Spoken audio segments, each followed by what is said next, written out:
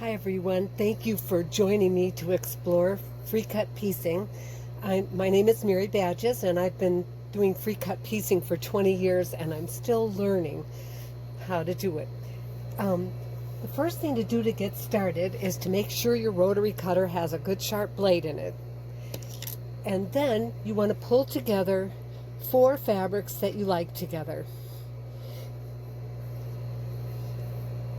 And then you're going to take your stack of fabrics and press them so that they lie flat, nice and flat.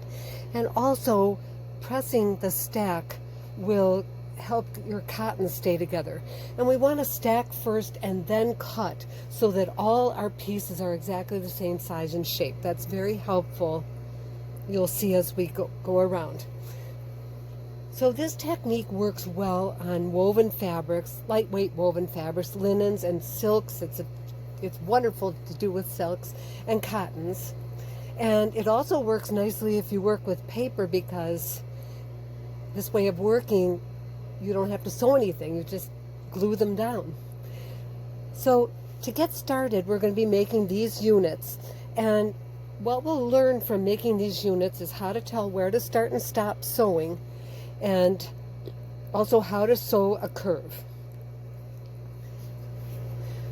So to get started, we're going to demonstrate the premise that I said about all of free cut piecing is based on the premise that any 2 edges that match each other can be sewn together and still lie flat. So I'm going to cut a rectangle first to demonstrate that. And I recut because you really want everything the same size and shape to start out with. It can be just about any size and shape, but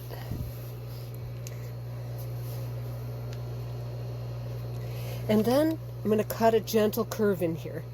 And you can cut radical curves, but gentle curves are much easier to sew. And in the quilt world, we're so used to seeing perfectly straight lines that even slight curves are very noticeable. And I love the curves in my work because I think they're very graceful.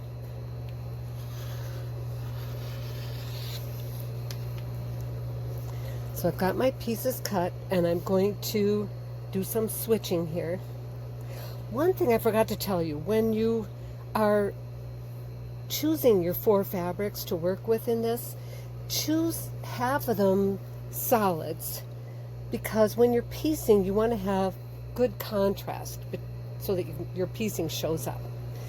All right, a wonderful thing about sewing all the way across a square or a rectangle is there's no question about where to start and stop sewing. We're going to start and stop sewing right at the edge.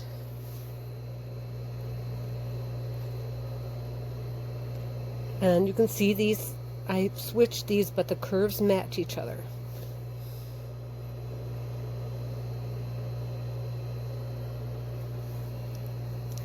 And I'm going to take my piece and flip the top piece over so it's right sides together, and run this over to the sewing machine.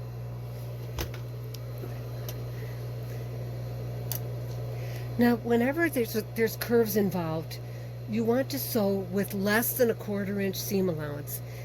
And the tighter your curves and the smaller your work, the smaller the seam allowance you want, close to 1/8 of an inch. So if you have a 1/4 inch foot on your machine, this is probably not the best place to use it because we don't want a 1/4 inch. And the other thing is, if you have the capability to use a straight stitch throat plate and a straight stitch foot, it makes the whole process even easier. And needle down, if your machine has it, is another great blessing with this. So I'm going to scooch this under the machine and drop my needle in. Now, one thing that helps beginning students until you learn how to, we know that this should end at about here. So one thing that could help you when you're starting out is to get a pin in the bottom. Otherwise, you just hold on tight. And like Kathy Schmidt says, just sew slowly and keep the edges together, and everything will work out. And she's right.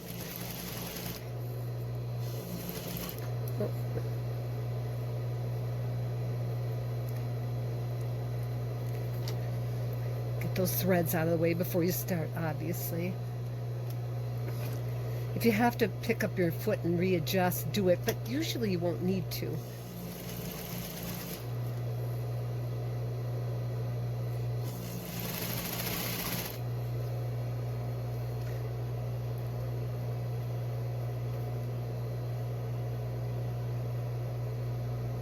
Different fabrics behave differently. Silk that is really stretchy is a dream to do with this. Batiks are harder because they're tightly woven. The reason we want that really narrow seam allowance is because we don't want to have to do any clipping. So when you're done sewing, especially when you're trying out new shapes to you, it's helpful to run over to the ironing board and press this out to make sure it's lying flat. But I know from experience that this will lie flat. So you can stop the video for now and run and finish sewing these pieces. And these pieces are very likely to end up in your finished piece. So don't be afraid to use your good fabric for this.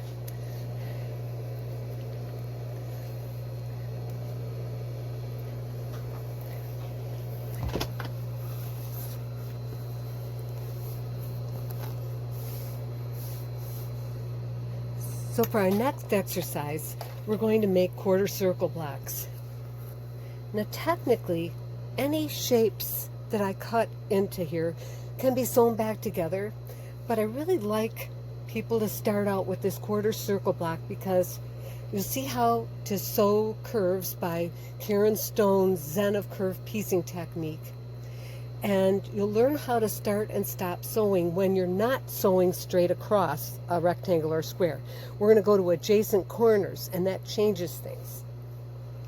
So lay your pieces out, and I'm using an 8.5 inch square. You can work larger or smaller, but this is a good size to begin with.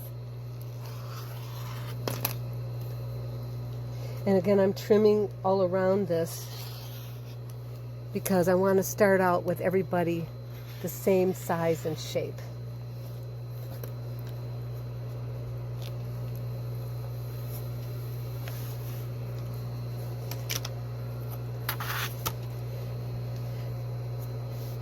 Now, if I wanted to, I could make a paper template, a number of paper templates, if I wanted every circle in my quilt to be the same,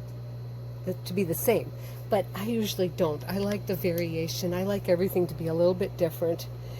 When you're cutting your curves in here, don't cut really deep curves because they're harder to piece. They're interesting and you can do it, but they're harder. So think about cutting gentle curves. And when you're cutting, you never want your fingers in front of your blade. So you can start your cut, put your fingers behind the blade, and then finish your cut.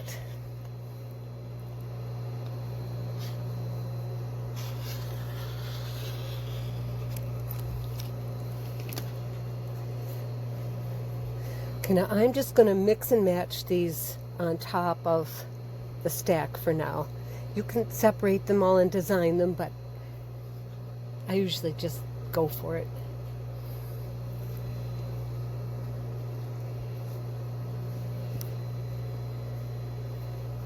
Now, one thing to notice about this, I didn't say this, but because I've got 4 pieces of fabric, I'm going to get 4 blocks. And because I did 3 cuts, I'm getting 4 different pieces to piece back together, and there'll be no repeats in the blocks if all goes well. Okay, so to get started here, when I first started, I would put hatch marks across all these so I knew where these to meet up. But with this particular block, you don't need to do that. What you can do is, I have these all lined up here nicely. What I can do is just grab this top piece and put it against there. And put a pin in here. This is the Karen Stone Zen of Curve piecing technique. Now I'm going to hold this out in my hand and just gently massage these edges. And I'm going to have about that much of that bottom piece sticking out. and that's to be expected. Then I'm going to run and get this under the machine.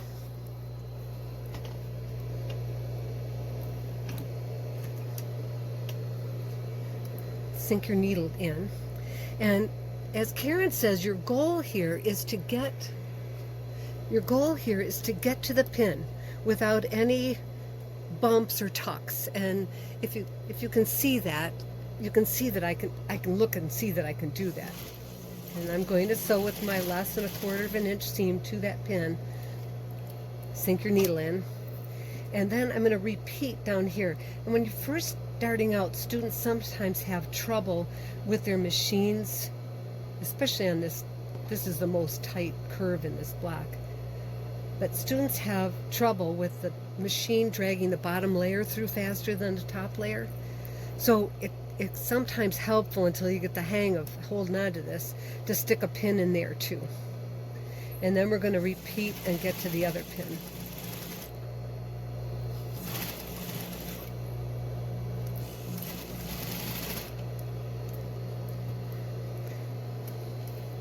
And then again, if this is a new shape to you, run this over to the ironing board and press it flat. Now, curvy piecing is never going to be as flat as all straight seams, but it's definitely flat enough. You don't want potato chips. You don't want to be sewing potato chips. I can see that this is going to be flat enough. Now, another technique that Betty Ives shared with me, if you're unsure,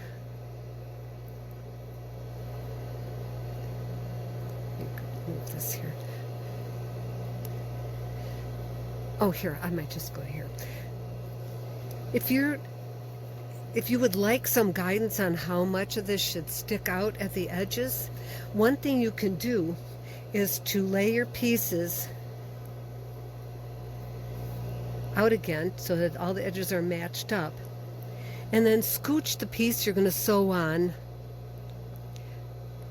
over that other piece about the seam allowance. And so looking at that, oops, here, sorry. Looking at that, you can see, oh, okay, I can eyeball, I can expect that. This amount that sticks out is different on every block because the curves are different, your fabric's different, but it gives you an idea. And the other thing I wanted to show you is, once you figure out where this should be here and get your pin in there,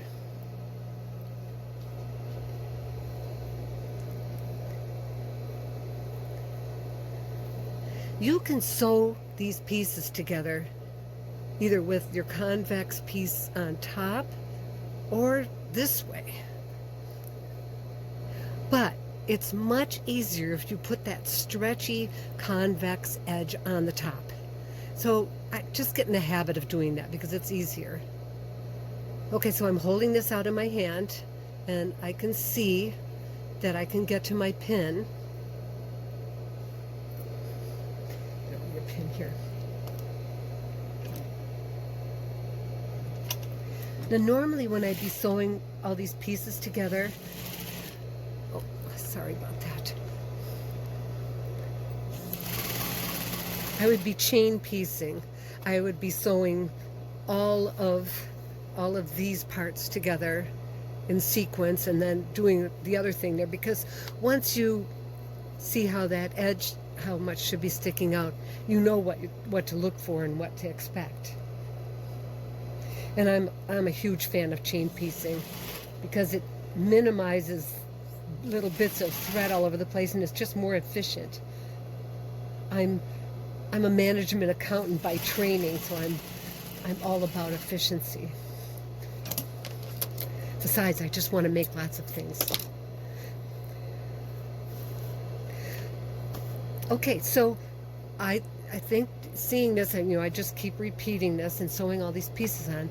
So I'd like you to finish this up and then come back for part 2, where we're going to be learning how to make sharp points in our blocks. So thank you very much for sharing this with me. Bye.